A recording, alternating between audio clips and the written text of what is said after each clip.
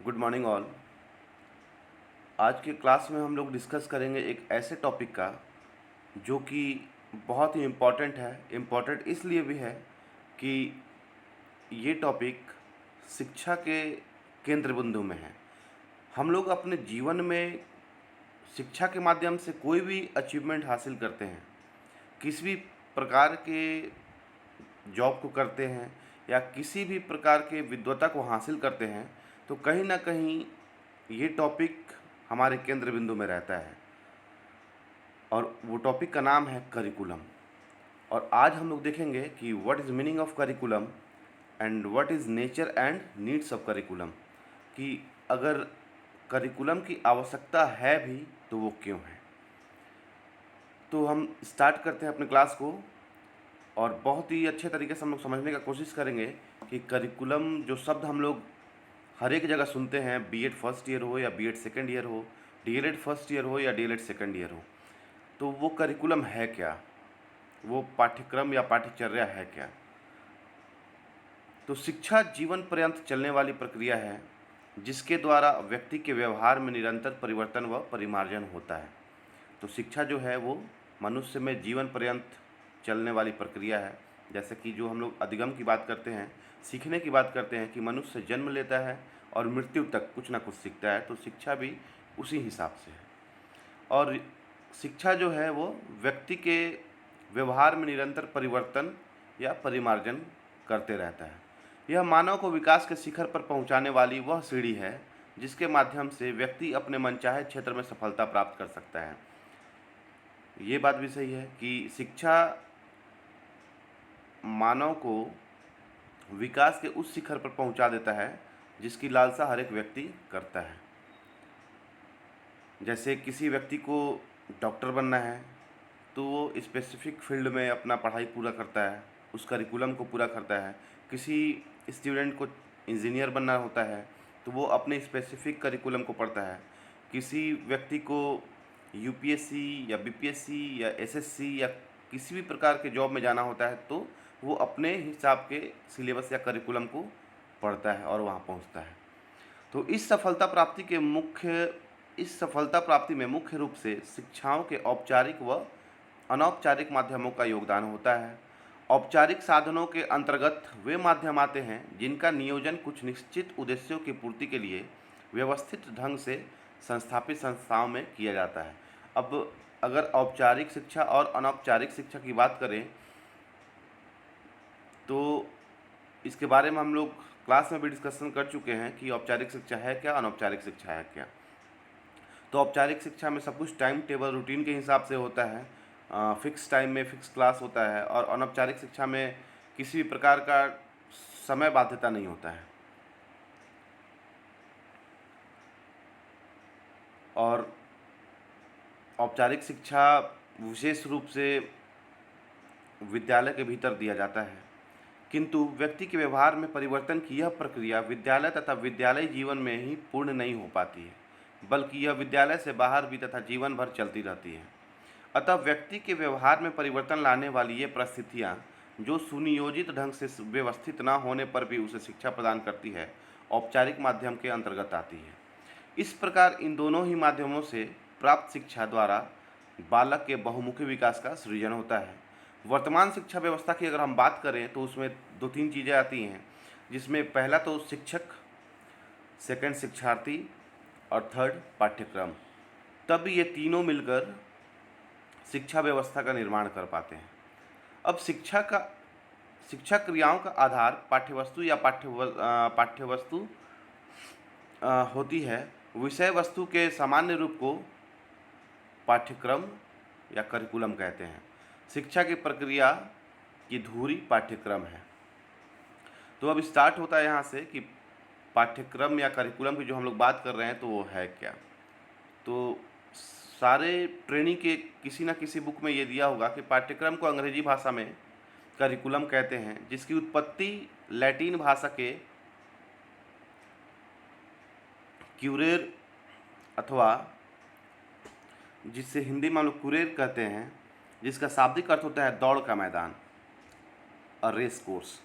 सीधे शब्दों में कहा जाए तो पाठ्यक्रम वह क्रम है जिसे व्यक्ति को अपने गंतव्य स्थान पर पहुंचने के लिए पार करना होता है। अर्थात यह दौड़ के मैदान की तरह होता है, जिसमें बालक को तब तक दौड़ना पड़ता है जब तक कि वह अपने लक्ष्य को प्राप्त न कर ले। विद्यालयों में शिक्षक और शिक्षार्थी द्वारा किए गए प्रयासों से किसी उद्देश्य की प्राप्ति होना है पाठ्यक्रम कहलाता है। अब जो विद्यालय के भीतर शिक्षक और शिक्षार्थी द्वारा जो भी प्रयास किया जाता है पढ़ाई करने में या पढ़ाने में, और उस प्रयास का उद्देश्य क्या है, और वो जब उद्देश्य की प्राप्ति होता है तो वो किसके ऊपर होता है? पाठ्यक्रम के द्वारा होता है। अतः पाठ्यक्रम वह साधन है जिसके द्वारा शिक्षा व जीवन के लक्ष्यों की प्राप्ति होती है। पाठ्यक्रम वह साधन है जिसके द्वारा शिक्षा व जीवन के लक्ष्यों की प्राप्ति होती है। यह अध्ययन का निश्चित व तर्कपूर्ण कर्म है, जिसके माध्यम से शिक्षार्थी के व्यक्तित्व का विकास होता है तथा वह नवीन ज्ञान तथा अनुभव ग्रहण करता है। अब शिक्षा के अर्थ के बारे में दो धारणाएं बनी हुई हैं। पहला प्रचलित अर्थ है या जिसे संकुचित अर्थ कहा जाता है, दूसरा व्यापक अर्थ। तो संकुचित अर्थ में शिक्षा केवल स्कूली शिक्षा या पुस्तकीय ज्ञान तक ही सीमित होती है।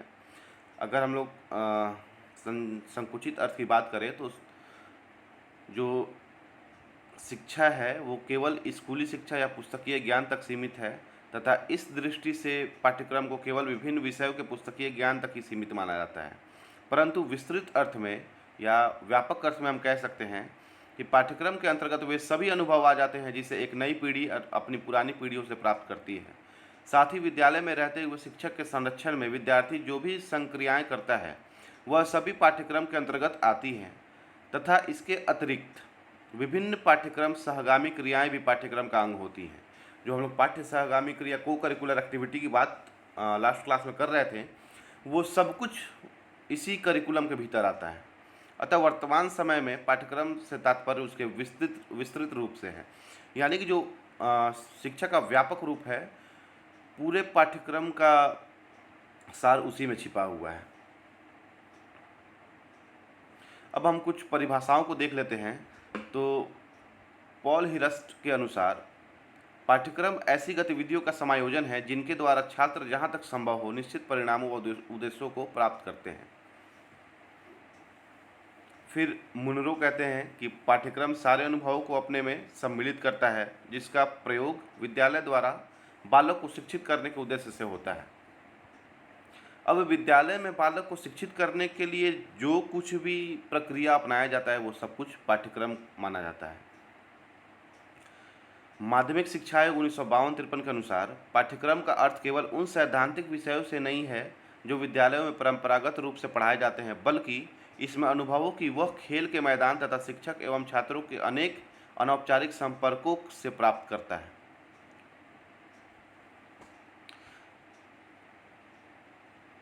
पाठ्यक्रम का अर्थ केवल उन सैद्धांतिक विषयों से नहीं है जो विद्यालयों में परंपरागत रूप से पढ़ाए जाते हैं, बल्कि इसमें अनुभवों की वह संपूर्णता भी सम्मिलित होती है जिनको विद्यार्थी विद्यालय, कक्षा, पुस्तकालय, प्रयोगशाला, कार्यशाला, खेल के मैदान तथा शिक्षक एवं छात्रों के अनेक अनौपचारिक संपर्कों से प्राप्त करता है। तो इस प्रकार विद्यालय का संपूर्ण जीवन पाठ्यक्रम हो जाता है और जो छात्रों के जीवन के सभी पक्षों को प्रभावित करता है और उनके संतुलित व्यक्तित्व के विकास में सहायता देता है। तो जो पाठ्यक्रम है, जिस करिकुलम की हम लोग बात कर रहे हैं, उस करिकुलम में सिर्फ और सिर्फ बुक और टीचर नहीं है, उसमें वो सभी प्रक्रिया आते हैं जो कि किताबों से अलग हटकर विद्यालय में करवाए जाते हैं या विद्यालय के बाहर करवाए जाते हैं। जैसे कुछ खेल के प्रोग्राम, जैसे जितने भी को करिकुलर एक्टिविटी हैं वो सब इसी करिकुलम में सम्मिलित होते हैं।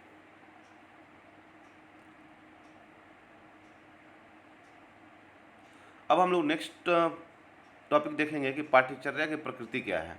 तो नेचर ऑफ करिकुलम। तो पाठ्यचर्या विद्यालय की व्यवस्था का मूल आधार होती है। शिक्षा की संपूर्ण व्यवस्था पाठ्यचर्या पर ही केंद्रित होती है। पाठ्यचर्या की प्रकृति को हम निम्नलिखित तथ्यों द्वारा समझ सकते हैं।